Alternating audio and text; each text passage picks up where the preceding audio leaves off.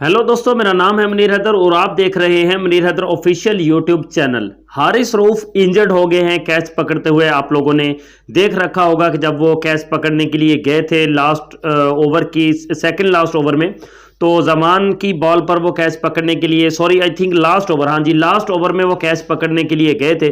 उन्होंने कैच कर भी लिया, जिसको कंट्रोवर्शियल भी बनाने की कोशिश की गई कि ये कैच हुआ था या नहीं हुआ था, but clean and fair catch था।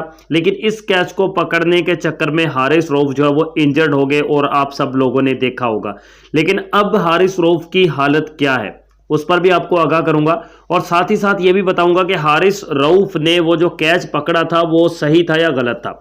वीडियो को लाइक करने के साथ साथ आप लोग चैनल को भी सब्सक्राइब कर दीजिए, क्योंकि यहां पर क्रिकेट की तमाम न्यूज़ आपको टाइम टू टाइम मिलती रहती है।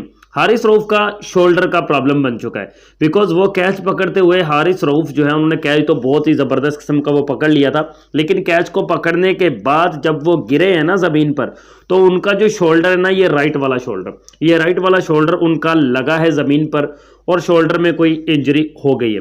उस इंजरी की जो स्कैनिंग है वो जारी है, अभी तक उसकी कोई रिपोर्ट आई नहीं है। लेकिन जो रिसोर्सेज से ये मालूम हो रहा है कि हारिस रऊफ शायद पीएसएल से बाहर हो गए, बिकॉज एक तो ये उनका राइट शोल्डर था, लेफ्ट शोल्डर होता तो और बात थी। राइट शोल्डर है, राइट हैंड से वो बॉलिंग करते हैं और बॉलिंग में काफ़ी पेस भी आज उन्होंने दिखाया था। आज 147 तक उन्होंने बॉल फेंका, 147 प्लस तक भी बॉल फेंका हारिस रऊफ ने। तो राइट शोल्डर का प्रॉब्लम बन चुका है किसी भी फास्ट बॉलर के लिए।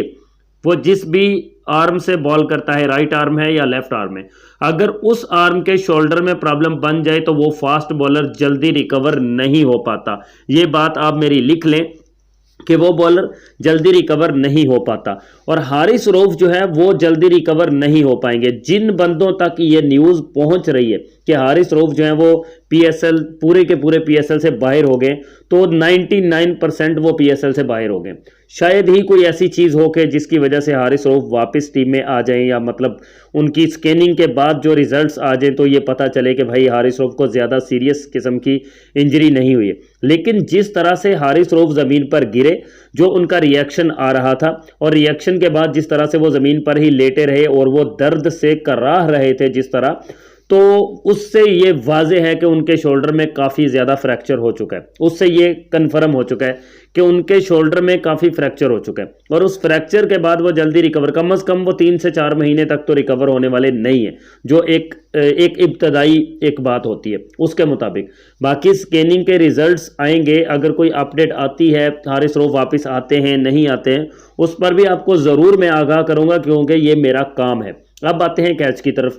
कैच जो है वो बिल्कुल क्लीन था। कैच उसने हारिस रऊफ ने, हालांकि शान मसूद जो है वो बाहर खड़े हुए बड़ा अजीब व गरीब सा रिएक्शन दे रहे थे, और मैं उस पर हैरान था कि भाई ये शान मसूद इतना अच्छा भला कप्तान है, इसको क्या ज़रूरत पड़ी है इस तरह की एक्टिंग करने की। वो वहाँ पर ये शो कर रहा था कि भाई साहब ये नॉट आउट था और अंपायर ने आउट दे दिया, थर्ड अंपायर ने। और भाई आउट तो था वो, उसने कैच पकड़ा, कैच पकड़ने के बाद वो ज़मीन पर गिरा, चाहे उसका शोल्डर जितनी भी जोर का ज़मीन पर लगा, लेकिन उसने कैच को थामे रखा। फिर वो पूरी की पूरी मतलब कि वो कलाबाजी उसने खाई, कलाबाजी खाकर पलटा, फिर दर्द की वजह से उसने बॉल को रिलीज़ खुद किया।